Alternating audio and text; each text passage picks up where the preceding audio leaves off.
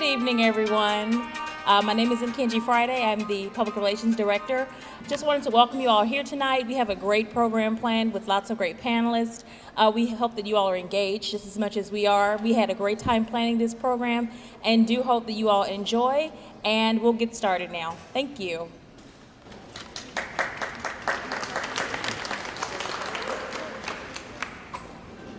Thank you, Kenji.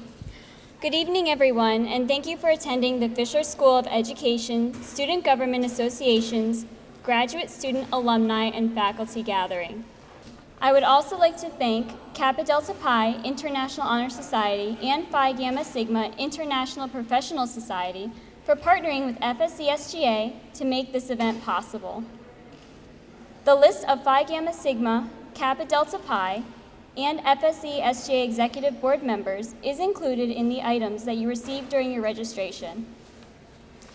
We would also like to recognize the NSU Alumni Office, FSC Teacher Imaginarium, and Dr. Maria Grethel Mendez for graciously donating gift baskets to be raffled off this evening. Thank you.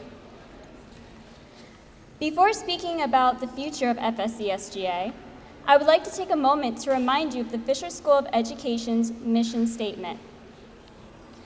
The Abraham S. Fischler School of Education is dedicated to the enhancement and continuing support of teachers, administrators, trainers, and others working in related helping professions throughout the world. The school fulfills its commitment to the advancement of education by serving as a resource for practitioners, both novice and experienced, and by supporting them in their professional self-development. Because of its commitment to the working professional, the Fischler School offers alternative delivery systems that are adaptable to practitioners' work, the schedules, and locations.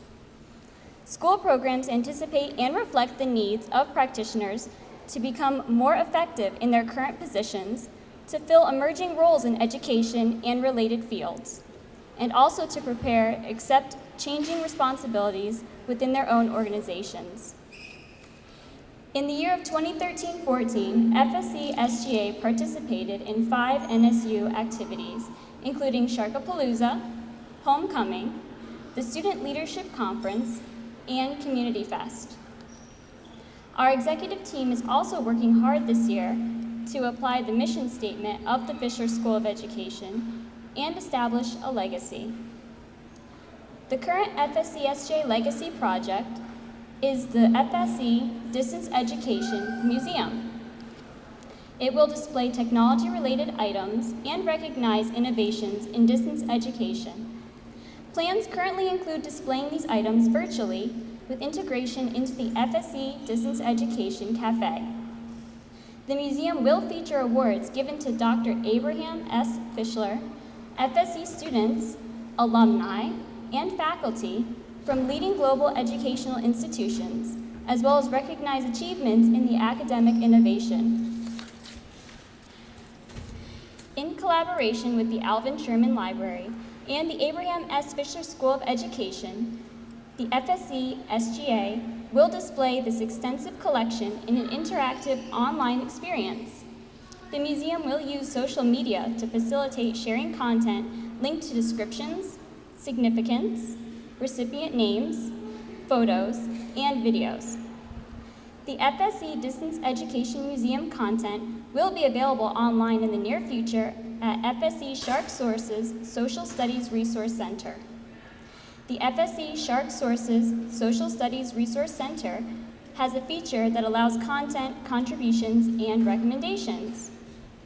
Plans also include developing a fund for individuals and organizations to donate monies to be able to support the museum's perpetual growth. Please watch for news about a ribbon-cutting event in March of 2015 to celebrate the grand opening of the FSC Distance Education Museum. On behalf of FSC-SGA, I would like to give special thanks to the following organizations and individuals for their dedication and donations to make this event and the FSC-SGA's Legacy Project a reality. The members and officers of the FSC-SGA, Kappa Delta Pi, and Phi Gamma Sigma officers. Dr. Abraham S. Fischler, Dr. Ron Chennai, Dr. Daniel Makarian, Dr. Michael Simonson, Mrs. Linda Stark, Mr. Steve McCrea, and Dr. Richard Peritz. I will now pass the microphone over to Judith S. Stein, Executive Director of the National Institute for Educational Options at the Abraham S. Fischler School of Education, to talk about the purpose of the event connecting students, alumni, and faculty.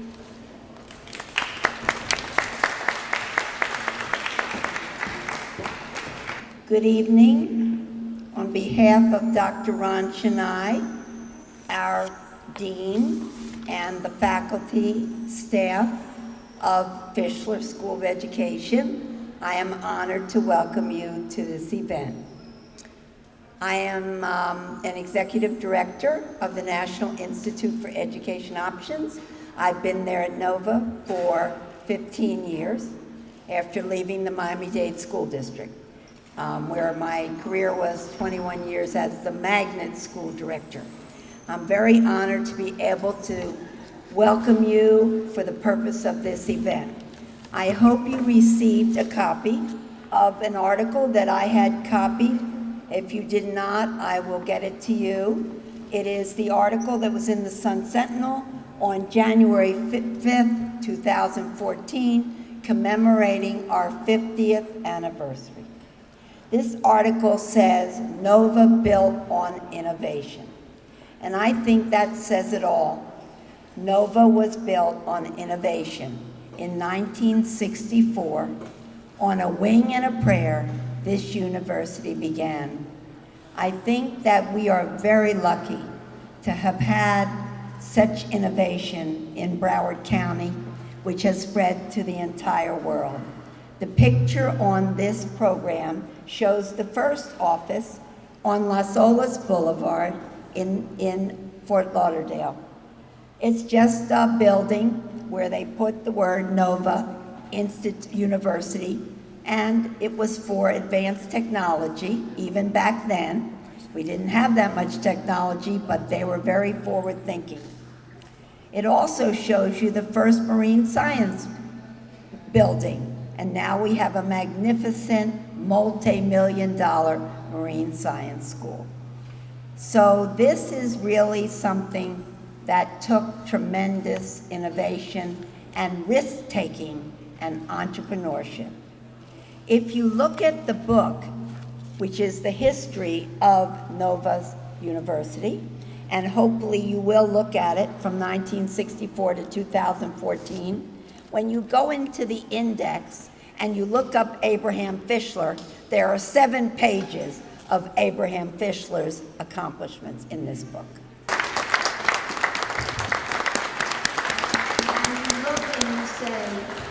And you look and you say, what does it take to be a founder?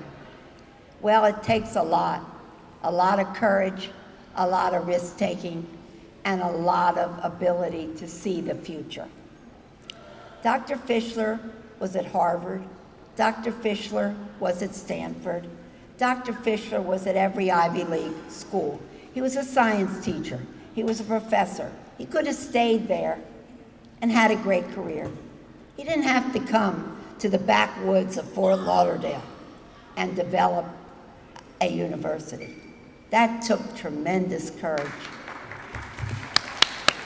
And I hope you students, and I don't see that many students, I wish I saw more, I hope you students realize the legacy which you are inheriting from this man and what he accomplished. I reread the book last night because I knew I had to bring welcome for Dr. Chennai, and I said, my goodness, this whole university for 20-some years rode on the back of Dr. Abraham S. Fischler.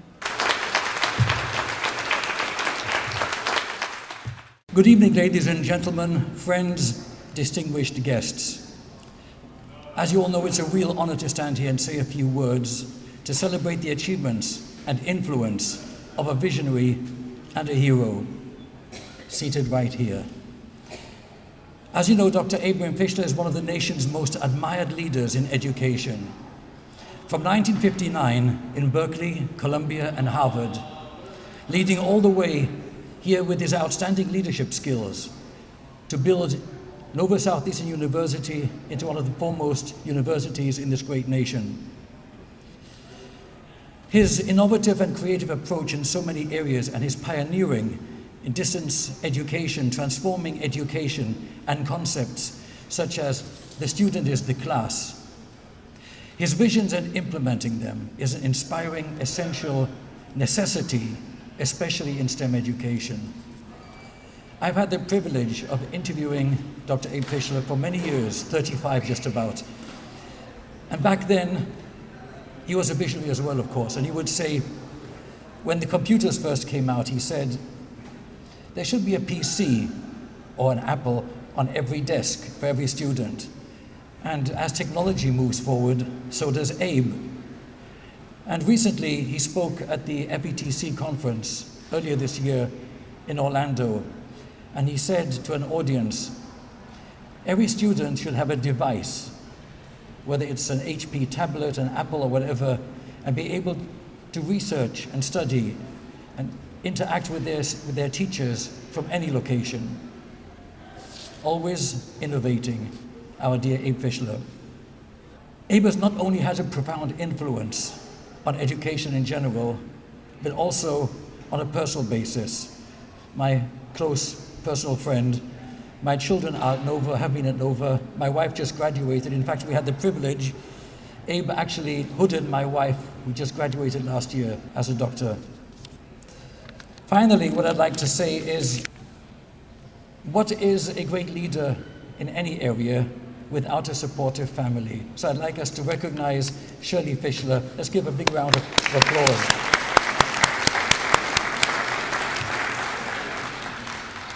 And of course, the entire Fischler family and all good friends who've been standing at his side throughout these years.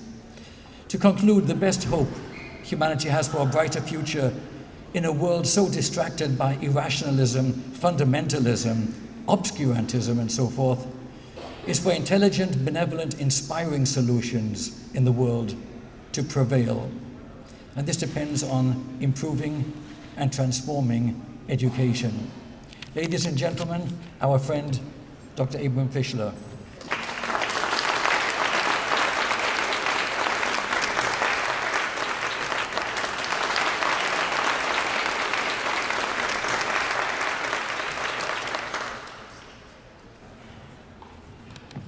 I don't know what to say after all these speakers. I'll take only a few minutes because they gave me a topic to talk about the litigation of Nova University and North Carolina way back in 1983. But I want to put this in a context so you begin to realize that when one innovates, there's a pressure for conformity. And it's not easy to move outside of the box because the box has sides and tops and bottoms and all kinds of pressure to remain in the box. And so the struggle when you create something different and make change, you're bound to get groups that push back. We had some great news just 2 nights ago when ARCA, which is the group that accredits hospitals and suggests to the state that it's all right if the hospital is formed and built, just recommended us so that we could have a hospital on our campus.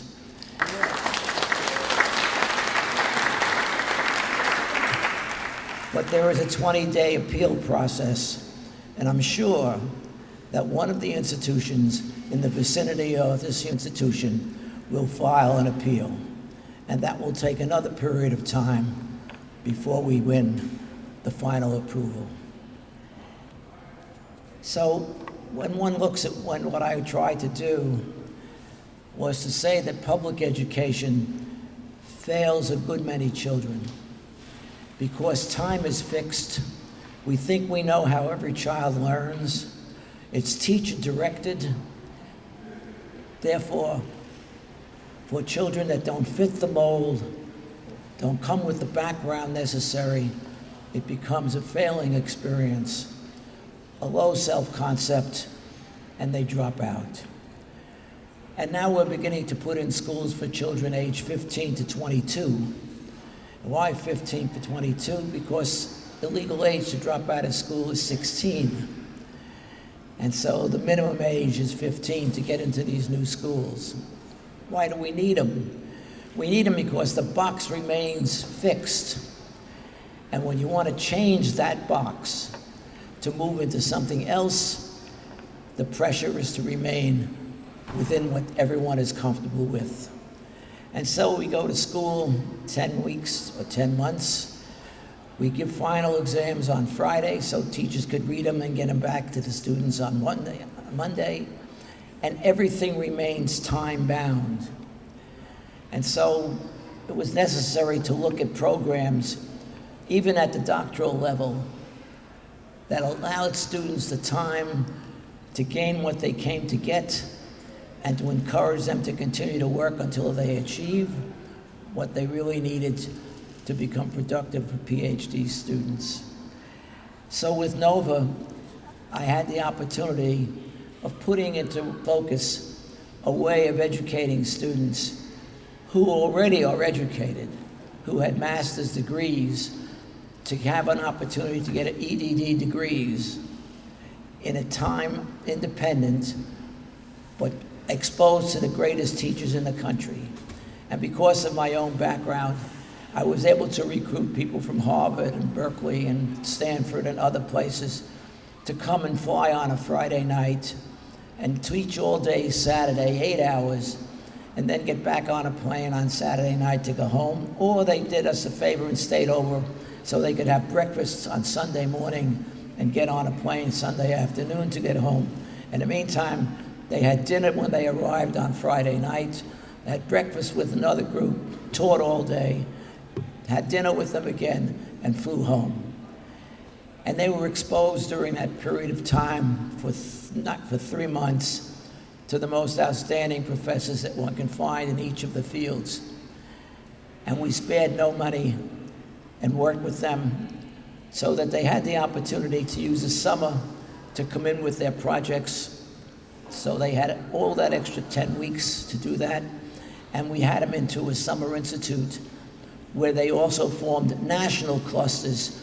So for the solid 8 days, with their national clusters, there was intermixed with students that came from all over the country.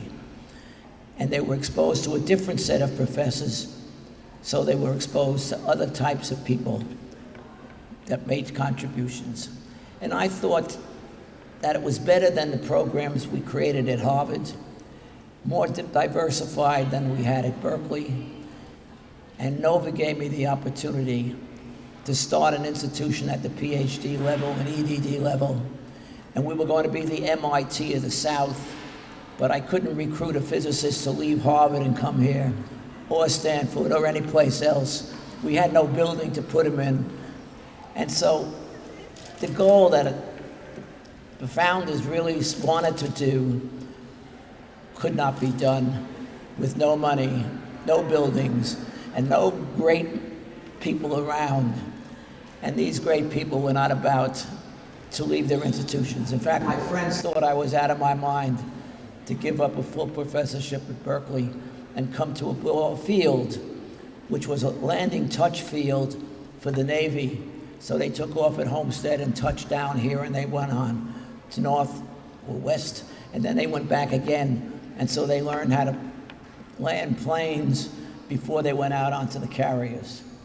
And this gave me the environment to bring what I had learned in the various other institutions to implement the distance education program. So we recruited 25 or 30 people into clusters. A cluster consisted of about 30 students, somewhat homogeneous because they were either principals or directors or things like that within the public school system. And they were exposed over a 3-year period, every 3 months to another area, but they had the balance of the summer to finish whatever they had to finish in order to get from incomplete to completes. And they operated in two forms. One, the knowledge base, and two, the practicums. We call them major research projects, or MARPs. And that's consisted of 3 levels. In the first year, they had a small one to demonstrate that they knew how to do research and how to write, etc. The second year, they could work with a colleague on a larger project. And the third year, they, of course, worked on their own and had an opportunity to take the balance of their classes. And we gave them a 4th year to finish at no tuition. So it was a 3-year program, but you had a year's extra time to finish. And that was important for them because they needed the extra time to complete what they had done in the 3rd year and write it and get it approved and go through the machinery to get the degree. In the middle of doing this, in operating in 32 different states and 10 foreign countries, it took till about '83 before we began to have an impact. We started in '71 when we moved through this type of evaluation, because in every state we had to file as a foreign corporation to do business in the state, and no state wanted us. But in the beginning, they trusted a few of us, and we were able to implement within the state. But when it came to North Carolina, the person in charge of North Carolina said to me, "Abe, if it had to be get done, we'll do it for ourselves, you can't come in." And when he said that to me, I flew personally to see him, and we had a dialogue, and I walked out gaining no acceptance. And so I decided the time had come for me to take Nova and take the state into court. And it was interesting because I had to have a lawyer from this area and a lawyer that I hired from Washington, D.C., and then I had to hire a lawyer in North Carolina. So we had 3 lawyers and no money, but we did it. And we did it because it was the right thing to do. There were other institutions that were beginning to move out of the box, and bad enough in your own state, at least they gave you some leeway, but when you went into a foreign state, meaning Georgia for Florida, it became a problem because they didn't want you either. And so some way we had to get out of the box. And so we went into court. We exposed some of our professors to the judges. We also had students coming in who had been with us previously. And we showed them the products that were being produced and the changes that were being made.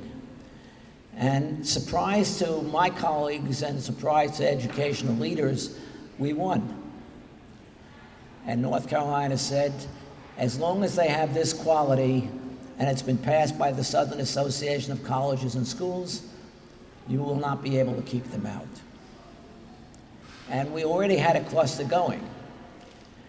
And Gordon Sweet, who, by the way, was the director of higher education in Southern Association, he was really a friend, good friend, but he told me, no more, Fischler, no more litigation.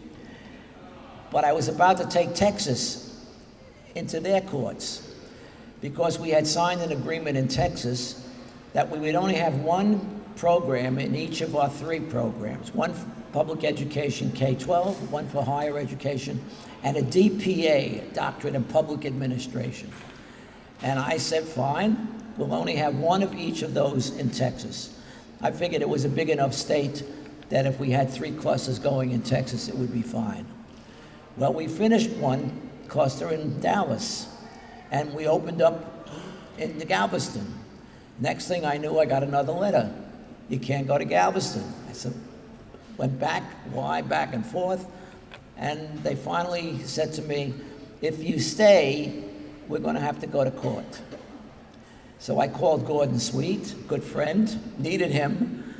He said, if you don't do something and you go to court, we're not going to continue to support you. Without the Southern Association support, we would have never gotten anywhere else.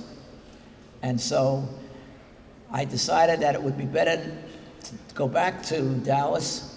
So I had to fly on a Saturday morning, 25 students from Galveston to Dallas, taught them all day, and then flew them back, and had to make library arrangements both in Dallas, but I also had to make library arrangements in Galveston because that's where they were living, and that's where they were working.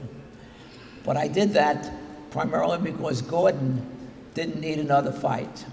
And then gradually, when I got to know Gordon even better, I found out that he had received a letter from North Carolina saying that if you allow him, Nova, to continue to do what they're doing, we're going to drop out of this association. And when that letter was given to him, he decided he couldn't continue to support us as we were fighting. So that's how we ended up becoming place-bound in Texas. And when we finished, we had to only go into Dallas with the EDD and Ed leaders. We could go, I forget where we were with the higher ed one, and I forget exactly where we were with public administration, but we couldn't move from those 3 locations, even though we had an agreement prior to that, that if we finished, we could open up only one cluster, but it could be elsewhere. That we couldn't do. So the struggle wasn't easy. And obviously with a university that was struggling in other areas as well to get the resources necessary to improve the science offerings that we had, and to maintain a campus, to build some buildings like this one, was not an easy process.